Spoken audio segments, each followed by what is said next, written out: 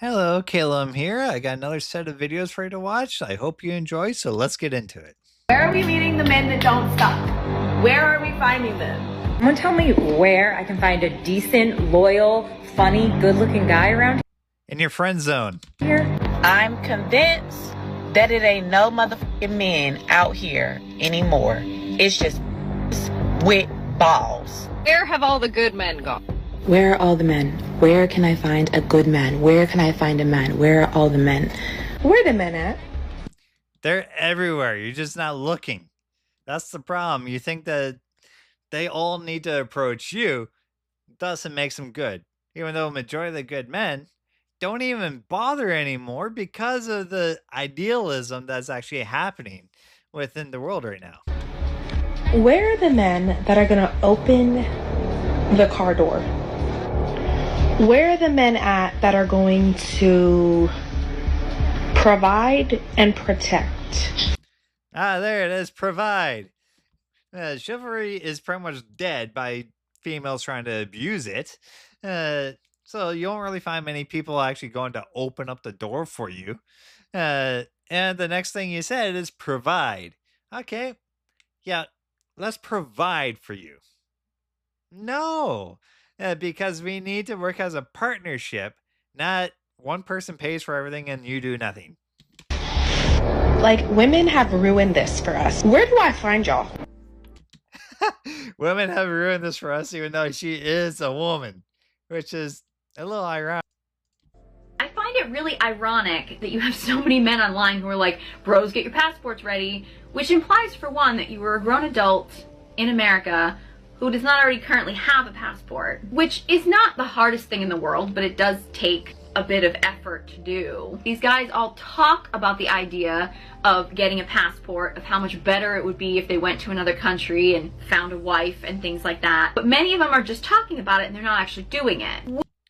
Well, okay, there's a difference from a passport, a working visa, and everything else that you need to actually go to the country. Because, okay, let's say you want to go to Japan or whatever. They say, foreigners are welcome. They're actually not quite welcome over there. There's so many different hidden fees and everything else. That's besides the point. But in general, you need to have a working visa. You need to have your passport. You need to have other documentation in order to stay there for X amount of time as you try and pick up this female in hopes of actually going back to the US or whatever you may do. So there is quite a bit, not just, oh, you get a passport and go. No, you could do that as a visitor and then wander right back. It's good for up to a year, but you're not allowed to stay there for X amount of time. You're not allowed to work unless you get the visa and everything else. Which is ironic to me because the reason why most of these guys are not more successful with women is because they don't have the ability to actually plan and follow through with anything. Yeah, no. Majority of the guys do follow through. Not all may plan things because tend to be lazy, but that's besides the point again. But there's just so much to what she's saying is completely inaccurate. So I don't understand where she's actually coming from with this or her main suggestion for that. Alright, so let me tell you about like the top 5 worst dates I've been on. Yesterday I went out with this guy. When he picked me up off rip, he was like a terrible driver, terrible. I was scared for my life and I even told him like, dude, you suck at driving, what the hell's going on? And then he was like, oh, I got you a gift, do you like perfumes? And well, yeah, I like perfumes. So he gave me the box, whatever, and the boxes were a little beat up, but I was like, maybe he's had them in his car for a while, who knows. So we get to the restaurant and there was a little bit of a wait, so we were just chatting it up outside. And he was like, oh, do you like Montclair? Do you like, you know, Dolce & Gabbana and Saint Laurent? And then I was like, yeah, I do. I mean, yeah. He was telling me just to see, like, oh, I know all these big brands. And my boss is an attorney. When he does his Christmas shopping, I wrap all his gifts. So I know Montclair, I know Dolce & Gabbana, I know Yves Saint Laurent, probably brands that I don't even know what the hell. He buys a bunch of. So I was like, yeah, I know all these brands. So at this point, we're sitting at the table and he's like, oh, well, my friend steals all this stuff and I'm looking into like buying it from him so I can resell it. At this point, I'm sitting there like, oh, okay, okay. And you know, to each their own. Like, make your money how you can, but that's just not someone that I want to be with.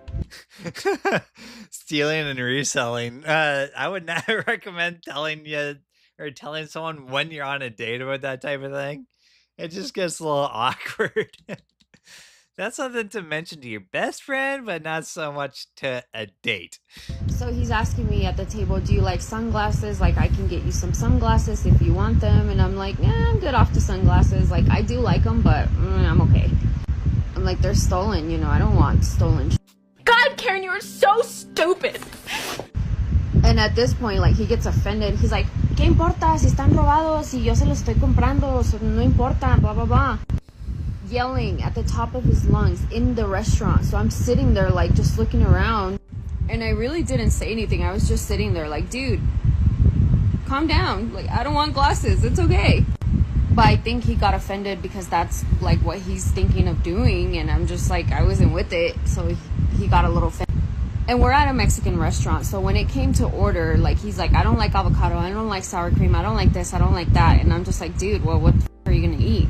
You know, that everything comes with, like, rice and beans and avocado and sour cream and lettuce and all of that.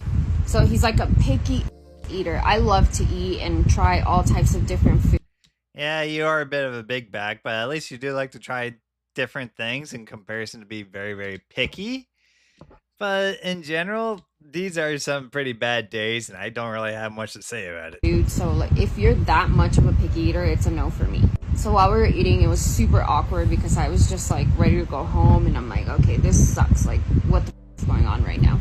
And when we were done, he asked me where we wanted to go or where I wanted to go after, and I'm like, I just want to go home. Like, it's the weekday, I'm ready to go home. You know, I have to wake up early for work tomorrow, but it was, like, the worst experience of my life. Nothing wrong with what he does, but it's just not someone that I want to invest my time in and, like, continue getting to know or seeing. So I was just like, I just want to go home. I want tonight to be over. And yeah, it was pretty bad. Top 5 worst dates ever. Come on now, dog. Come on, man.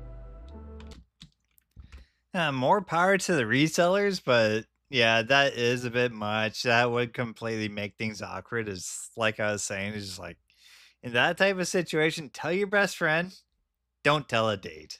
You could surprise a date with all these fancy gifts, stuff like that, because it's all stolen anyways. Like, who really cares? As long as she doesn't know, she can be happy.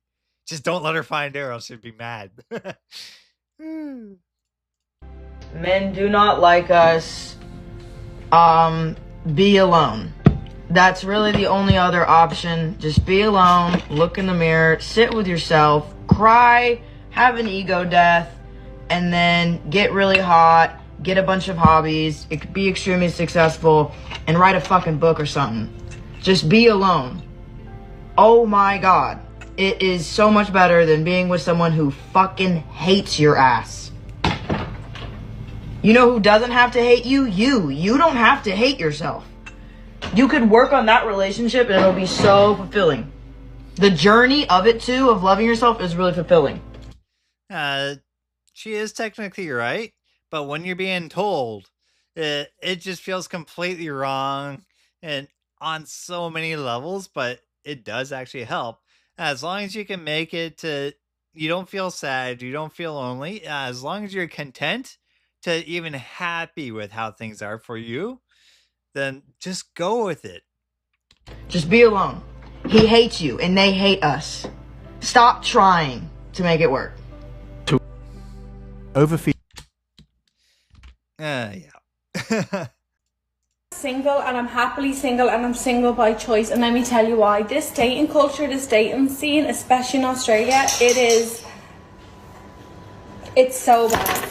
Don't know what's wrong with men these days. Like, there is good ones out there and respectful ones out there, but I think it's just the biggest turn off, right? Also, when you're texting a guy and they send you a winky face, the minute you send me a winky face or this face, you know, the one that's like little cheeky, nah, we're done. Wow, she's instant ick and red flags over emotes. Like, some people just enjoy putting the emotes for fun.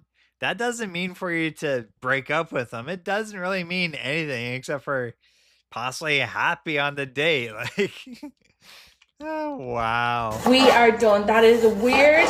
It's not like it's all about. It's just weird. Like, just stop. You say it's weird, but that's just how today's and age is because it's more based on the internet. It's more based on messaging each other rather than actual conversation like it used to be. Like you used to spend hours on just talking on the phone. There's no such thing as texting or whatever at the time. And if you did, it took forever to do so. So people just called each other. And this is a genuine question. I'm not even asking for a friend, asking, I am the friend. Are people getting asked out on dates in real life? Because it literally just occurred to me, I was in Sainsbury's and there was a guy next to me and I thought, oh, like how cute would it be if he was to ask me out? And then I honestly realised that I don't think, I literally can't remember the last time I've been asked out. And I actually think in London I've probably been asked out in real life like twice in the whole time I've been here, and I've been here for like a really long time. I also don't have guys slide into my DMs. I've got people that from what I've heard, it's actually more common for the female to engage the guy for a date or whatever in comparison to Western culture like US, Canada, whatever. Yeah, so over there it's actually more normal for the female to engage the guy for a date. So if she's over there and she's waiting for such a thing like this, it's not going to happen because it's not normal culture. I've never met before that live in different countries spamming me with nice stuff, which if that is you, thank you, because that is a confidence boost I needed in my day.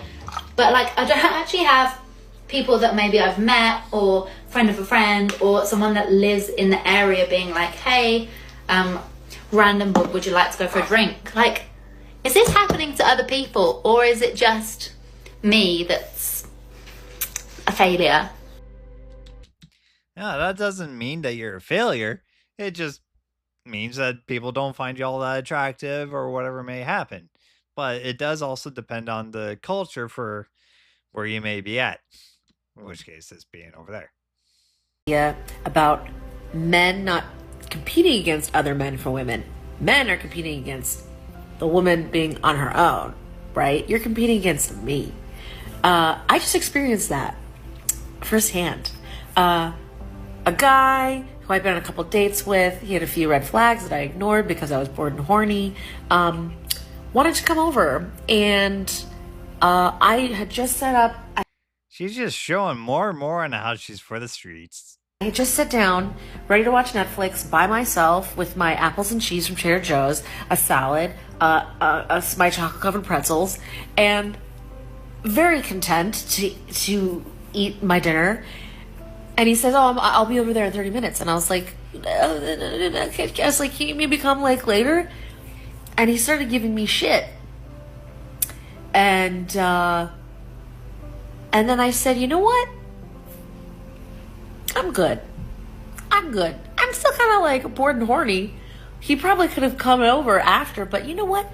You are competing against me. You're competing against my Trader Joe's apples and my peas watching Netflix by myself. I don't want you in my space. I don't want you to come over. This is the type of thing that majority of the guys are actually saying to women, but they're not listening. So it is nice to see a role reversal for this type of situation. You give me shit, you don't get to come over because I'm perfectly content being by myself. But that would be it for this line of videos. I hope to see you next one. Like, comment, and subscribe. See you there. Bye-bye.